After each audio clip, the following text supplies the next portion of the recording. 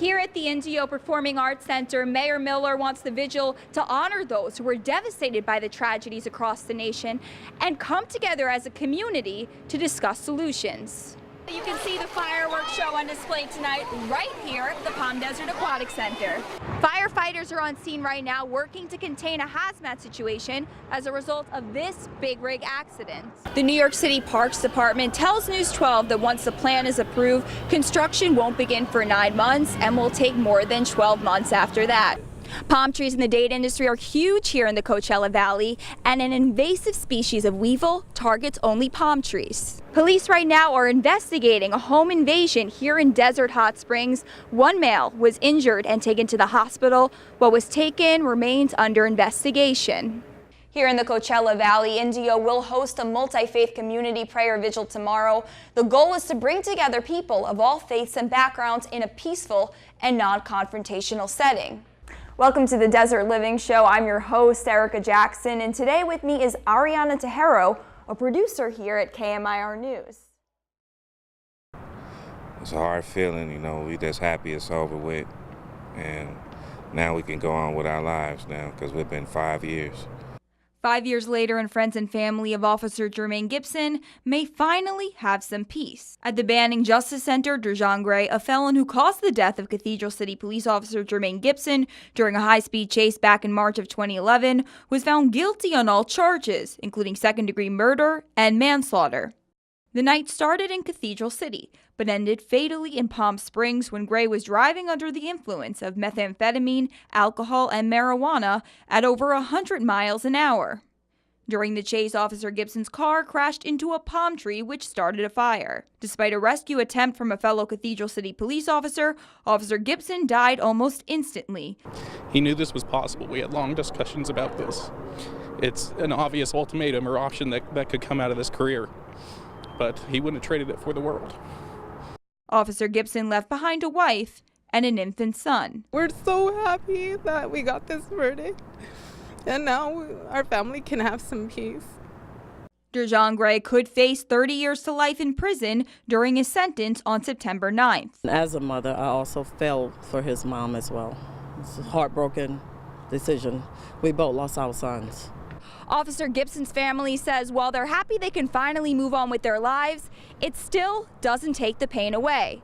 Reporting from Banning, Erica Jackson, KMIR News. Alex Winkler says her phone is probably the biggest distraction. She says she checks it as often as probably once or twice every time I'm in the car to reply to a text or to change the song, like whatever music is playing.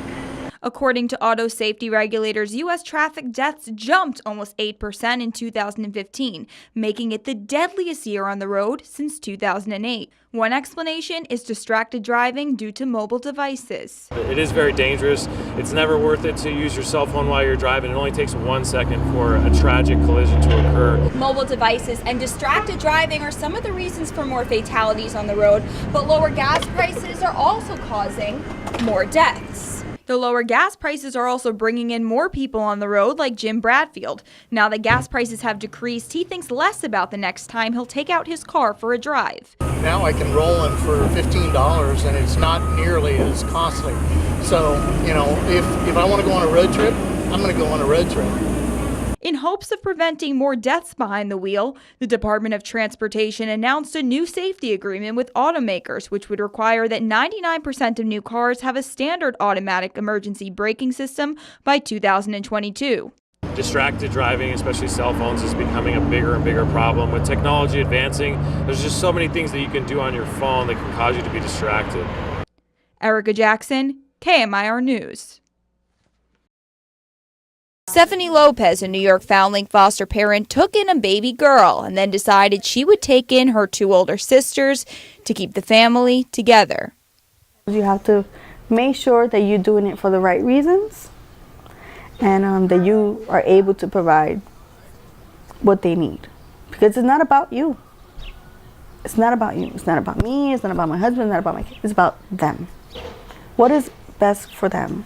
She is now in the process of adopting 3 girls with the help of Gladys Vasquez, a case planner at New York Foundling, an organization that has 10% of New York City's foster care population. Vasquez said the bond between Lopez and her children was immediate. I met the girls and I could see they had an instant bond with mom. And they call her mom, you know.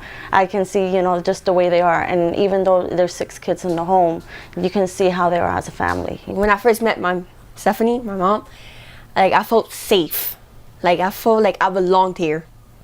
I've had these girls for about 3 years now, going on 4. I will never abandon them. I will never leave them. It's parents like Stephanie Lopez who provide a warm and loving environment for these children and encourage them as they grow older. Reporting from East Tremont, Erica Jackson, News 12, The Bronx.